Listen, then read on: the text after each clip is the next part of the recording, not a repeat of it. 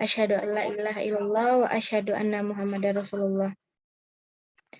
Puji besertakan syukur kita untukkan kehadiran Allah Subhanahu wa Ta'ala yang telah memberikan rahmat dan karunia-Nya sehingga kita bisa berkumpul dan melaksanakan Zoom pada pagi hari ini.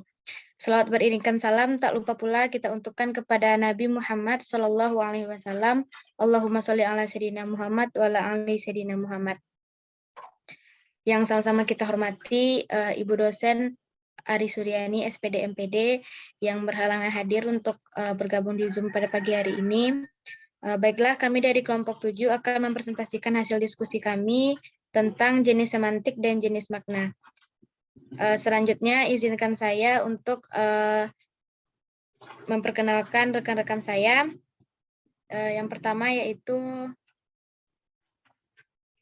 Kak Anita Dara Putri, Denisa Azura, Puji Amanda, saya sendiri, Muhammad Irzam, Putri Nada, dan Widya Afriani. Untuk pemateri pertama, kita minta kepada Denisa Azura untuk menjelaskan materi. Kepada Denisa Azura, dipersilahkan. Baiklah, terima kasih kepada moderator. Assalamualaikum warahmatullahi wabarakatuh. Perkenalkan, saya Denisa Azura akan menjelaskan materi pertama, yaitu tentang jenis-jenis semantik. Jenis-jenis semantik yang pertama yaitu semantik behavioris, yang mana penganut pandangan behavioris tidak terlalu yakin dengan istilah-istilah yang bersifat metalistik berupa main konsep dan ide. Yang kedua yaitu semantik deskriptif. Semantik deskriptif ini yaitu kajian semantik yang khusus memperlihatkan makna yang berlaku sekarang. Nah, yang ketiga yaitu semantik generatif. Menurut pendapat mereka, struktur semantik dan struktur sintaksis bersifat homogen. Struktur dalam tidak sama dengan struktur semantik. Yang keempat yaitu semantik gramatikal. Semantik gramatikal ini yaitu studi semantik yang khususnya mengkaji makna yang terdapat dalam satu kalimat. Slide selanjutnya.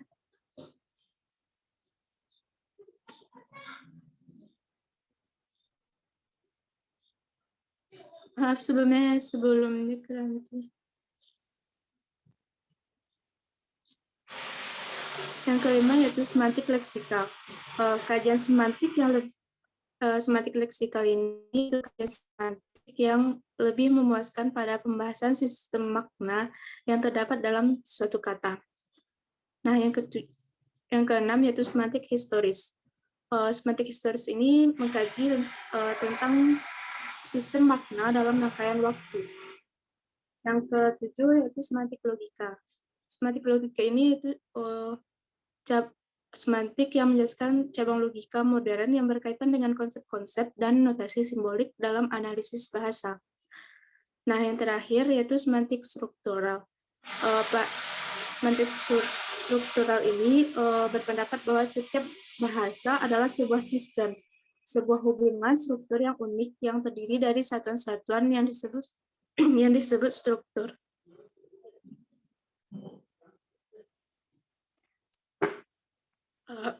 Selanjutnya itu manfaat semantik. Bagi seorang guru atau calon guru, pengertian semantik ini akan memberi manfaat teoritis dan praktis. Manfaat praktis dan di antaranya yaitu dapat memberi kemudahan dalam mengajarkan siswa. Sekian penjelasan dari saya kembalikan kepada moderator. Baik, kita ucapkan terima kasih kepada Denisa Azura. Untuk penjelasan materi selanjutnya, kita minta kepada Kak Nita. Kepada Kak Nita, dipersilahkan. Baik, terima kasih moderator yang telah mempersilahkan saya untuk membacakan materi pada pagi hari ini. Yang pertama yaitu hakikat makna. Menurut teori yang dikembangkan dari pandangan Ferdinand de Saussure, makna adalah pengertian atau konsep yang dimiliki atau terdapat pada sebuah tanda linguistik. Menurut Ferdinand de Saussure, mengungkapkan pengertian makna sebagai pengertian atau konsep yang dimiliki atau terdapat pada suatu tanda linguistik. Suatu bentuk kebahasaan yang harus dianalisis dalam batas-batas unsur-unsur penting di situasi di mana penutur pengujarnya. Makna adalah bagian yang tidak terpisahkan dari semiotik yang selalu melekat dari apa yang kita tuturkan. Pengertian dari makna sendiri sangatlah beragam.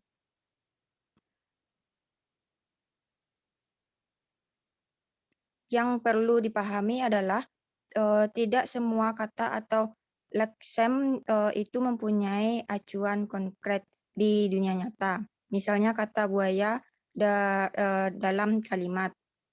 Selanjutnya yaitu ada pula jenis-jenis makna. Yang pertama yaitu makna leksikal, adalah makna yang unsur-unsur bahasanya sebagai lambang benda, peristiwa, dan lainnya. Pendapat lain mengemukakan bahwa makna leksikal adalah makna kata ketika kata itu terdiri dari terutama dalam bentuk perimbuhan yang maknanya lebih kurang tepat, seperti yang dapat dibaca dalam kamus bahasa tertentu.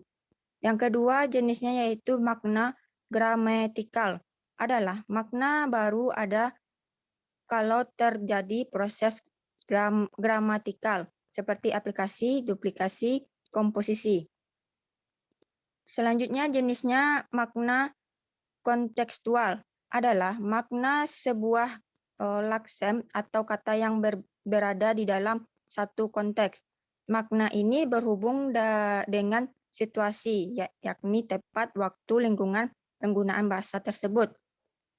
Yang berikutnya itu makna referensial, adalah menjelaskan bahwa sebuah kata atau laksem disebut bermakna referensial kalau ada referensinya atau acuannya.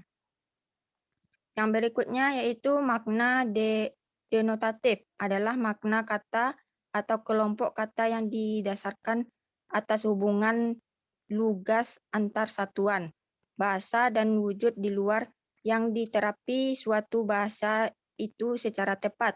Berikutnya makna konotatif, adalah makna yang muncul dari makna kognitif. Ke dalam makna kognitif tersebut ditambahkan makna komponen lainnya. Berikutnya makna kognitif, adalah makna yang menunjukkan adanya hubungan antar konsep dengan dunia nyata. Dan yang terakhir yaitu makna kata dan makna istilah.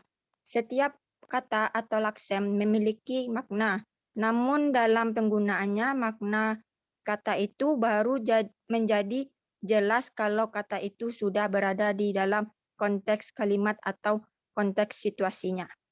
Hanya itulah dari saya kembalikan ke moderator.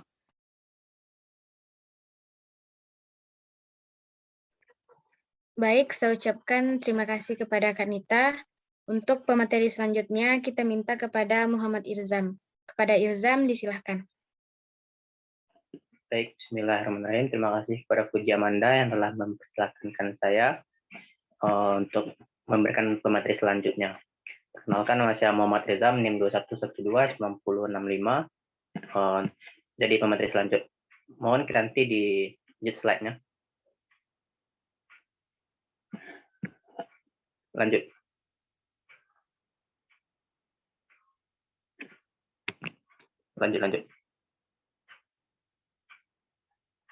Nah, baik.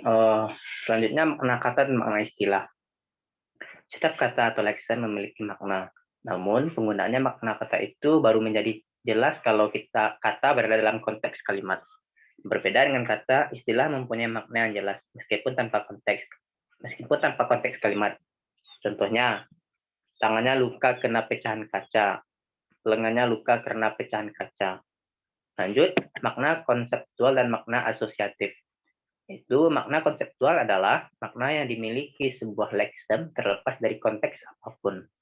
Makna asosiatif adalah makna yang dimiliki oleh kata yang berhubungan dengan sesuatu yang berada di luar bahasa. Contoh, kata melati berasosiasi dengan kesucian. Lanjut. Makna idiomatikal dan peribahasa. Idiom adalah satuan ujaran yang tidak dapat diramalkan dari makna unsur-unsurnya. Contoh, meja hijau dengan makna pengadilan. Lanjut, peribahasa memiliki makna yang masih dapat ditelusuri dari makna unsur-unsurnya karena adanya asosiasi dari makna asli. Contoh, anjing dan kucing. Lanjut, makna kias. Makna kiasan digunakan sebagai oposisi dari arti sebenarnya. Lanjut, makna asosiatif. Makna dari asosiasi yang muncul dalam benak seseorang. Selanjutnya, makna efektif. Makna yang berkaitan dengan perasaan seseorang jika mendengar dan membaca sesuatu. Demikian materi dari saya, kembali kepada moderator. Baik, kita ucapkan terima kasih kepada Muhammad Irzam. Untuk pemateri selanjutnya kita minta kepada Widya Afriani. Kepada Widya dipersilahkan.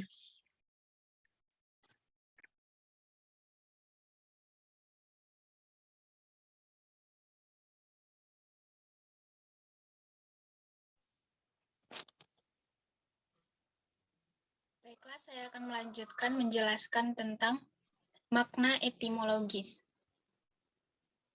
Makna etimologis yaitu makna yang berkaitan dengan asal-usul kata dan perubahan makna kata dari aspek sejarah kata.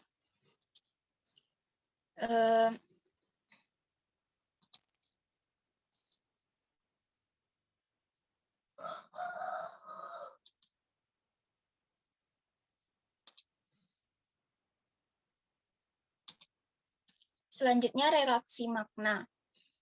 Relaksi makna ini terdiri dari atas sinonim, antonim dan oposisi, homonim, homofoni, dan homografi. Selanjutnya hiponim dan hipernim, polisemi, ambiguitas, dan redundasi. Sekian dari saya, kembali ke moderator. Baik, saya ucapkan terima kasih kepada Widya. Untuk pemateri selanjutnya kita minta kepada Putri. Kepada Putri dipersilahkan. Terima kasih kepada moderator. Perkenalkan, nama saya Putri Nada Salsabila. Saya akan menyampaikan kesimpulan dari materi pada hari ini. Makna adalah bagian yang tidak terpisahkan dari simetrik dan tidak melekat dari apa yang kita tuturkan. Perubahan makna adalah pergeseran makna yang pertama kepada makna kita yang berikutnya, yaitu meluas, menyempit, perubahan total, penghalusan, dan penggeseran.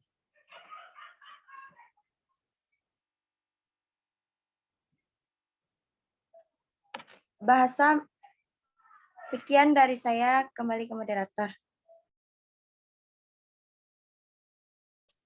Baik, kita ucapkan terima kasih kepada Putri. Kita akan masuk ke sesi selanjutnya, yaitu sesi penambahan materi. Bagi teman-teman yang bagi kakak-kakak dan teman-teman yang ingin menambahkan materi, mohon raise hand, nanti akan dipilih secara acak.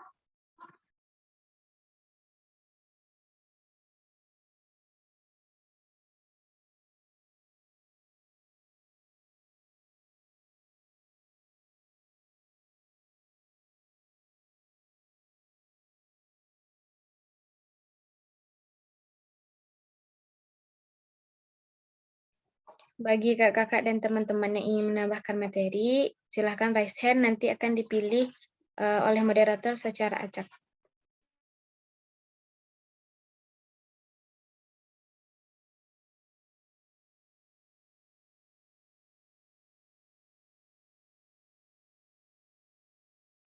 Baiklah, sepertinya tidak ada yang ingin menambahkan materi. Kita lanjut ke sesi pertanyaan.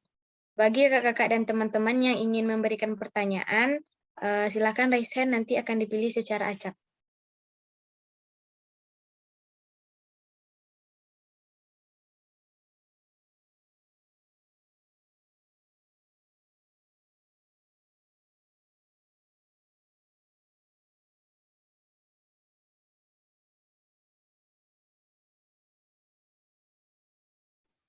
Baiklah, sepertinya tidak ada pertanyaan. Sekian presentasi dari kelompok 7. Apabila ada kesalahan dan kejanggalan mohon dimaafkan. Saya akhiri dengan wabillahi taufiq wal hidayah. Assalamualaikum warahmatullahi wabarakatuh. Waalaikumsalam warahmatullahi wabarakatuh.